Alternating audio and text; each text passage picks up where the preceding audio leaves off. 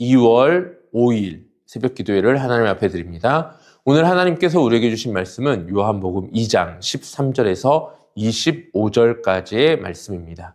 기록된 하나님의 말씀을 제가 봉독합니다.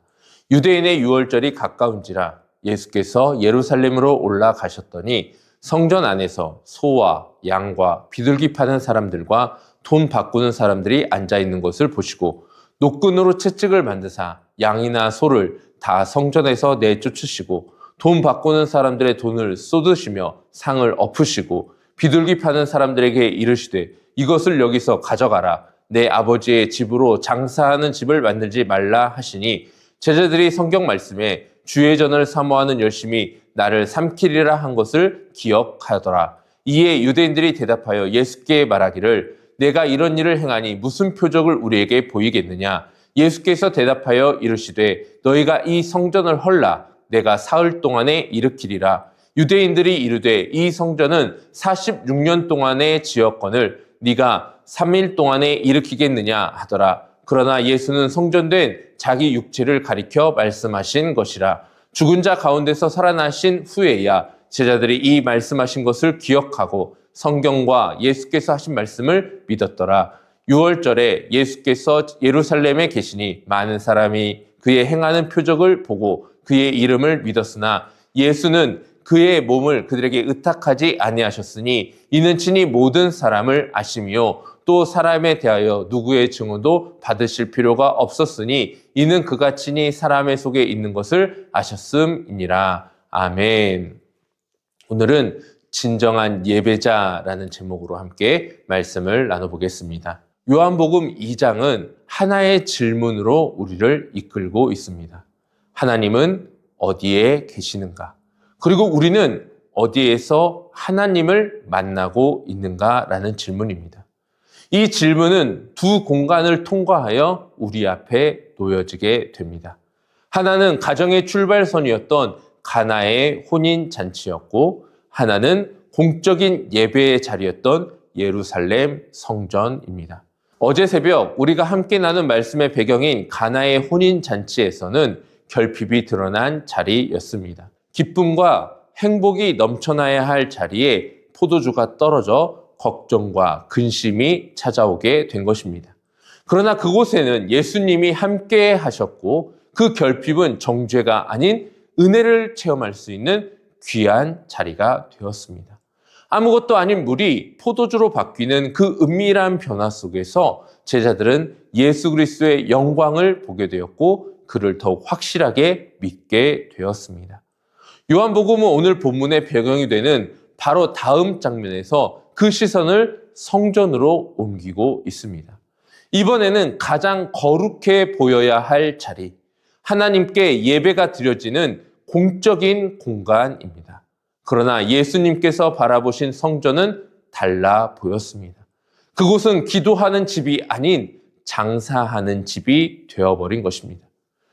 여기서 우리는 매우 중요한 대비를 보게 됩니다. 가나의 혼인잔치에는 결핍이 있었지만 중심은 무너지지 않았습니다. 여전히 그 자리에는 새로운 가정의 시작을 축하하는 사람들의 마음이 모여 있었고 그곳 가운데에는 신랑 신부의 기쁨과 즐거움을 축하하기 위한 많은 사람들의 마음이 하나로 모여져 있었습니다. 그러나 성전은 충만해 보였지만 그 중심이 완전히 왜곡되어져 있었습니다. 그래서 예수님께서는 가나에서는 조용히 은혜를 베풀며 일하여 주셨지만 성전에서는 침묵하지 않으시고 그 성전 안에 하나님이 기뻐하시지 않는 그 모든 것들을 뒤엎으셨습니다. 예수님께서 성전에서 보이신 행동은 단순한 분노가 아닙니다. 그것은 예배의 본질에 대한 선언입니다. 내 아버지의 집이라는 이 말씀은 성전이 인간의 종교적 성취를 드러내는 공간이 아니라 하나님의 임재가 머무는 자리라는 선포를 하신 것입니다. 유대인들은 예수님의 행동에 표적을 요구하고 있습니다. 그러나 예수님께서는 그 요구에 맞춰 자신을 증명하지 않으십니다. 대신 이렇게 말씀하시지 않았습니까? 이 성전을 헐라 내가 사흘 동안에 일으키리라.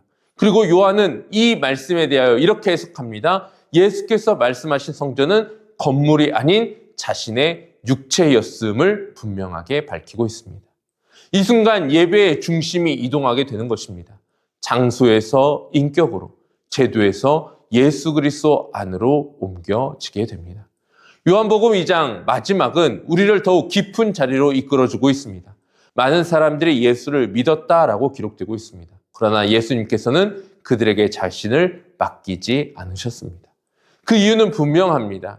그들의 믿음은 표적에 머물러 있었기 때문입니다. 은혜를 경험했지만 예수를 삶과 예배의 중심, 참된 성전으로 받아들이는 자리까지 그들이 이르지 못하였음을 주님은 너무나 잘 알고 계셨습니다. 이 말씀은 우리를 단순히 불편하게 만들기 위함이 아닙니다. 요한복음 2장이 우리를 이끄는 지점은 정죄가 아닌 예배의 본질이 무엇인지, 예배의 본질을 어떻게 우리가 바라보아야 하는지를 말씀해 주고 있는 것입니다. 믿음이 있다는 고백은 가능합니다. 그러나 그 믿음의 주인이 여전히 내가 될 수 있음을 우리는 주의해야 합니다.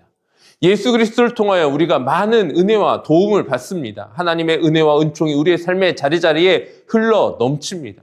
그러나 예수님께서 내 삶의 중심이 되시는 것, 예수 그리스도께서 나의 삶과 나의 가정과 우리의 모든 삶의 터전 가운데 왕좌에 오르셔서 왕이 되시는 것에 대하여 부담을 느끼기도 합니다.